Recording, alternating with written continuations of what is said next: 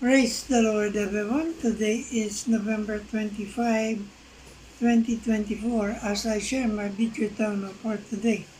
For today, we are talking about second chance. Second chance occurs every day. Every time we wake up, God is giving us a chance to repent and do His works. That's why in 2 Peter chapter 3 verse 9, the Bible said, the Lord is not slack concerning His promise, as some men count slackness, but is long suffering to us word, are not willing not that any should perish, but that all should come to repentance. Amen. So, this verse reminds us of how we act. God is always willing to offer us a second chance. In Proverbs, also unlock of second chances, saying it is one's glory to overlook an offense. That's why in Proverbs chapter 19 verse 11, for the Bible said, the discretion of a man deferreth his hunger, and it is his glory to pass over a transgression. Giving a chance those who have paid their debts is a matter of justice. So when God gives you another chance to fulfill your mission in life, you must seize it and don't waste it, for in time to focus on God's unique calling.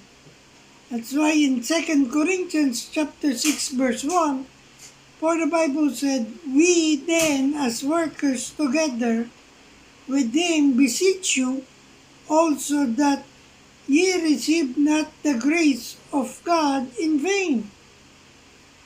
Amen. So if ever you get a second chance for something, you got to go all the way. Just like Jonah, when Jonah ran from God's will, God could let Jonah go on his own. But God loved Jonah so much, God didn't let go. That's how our God, an awesome God, is.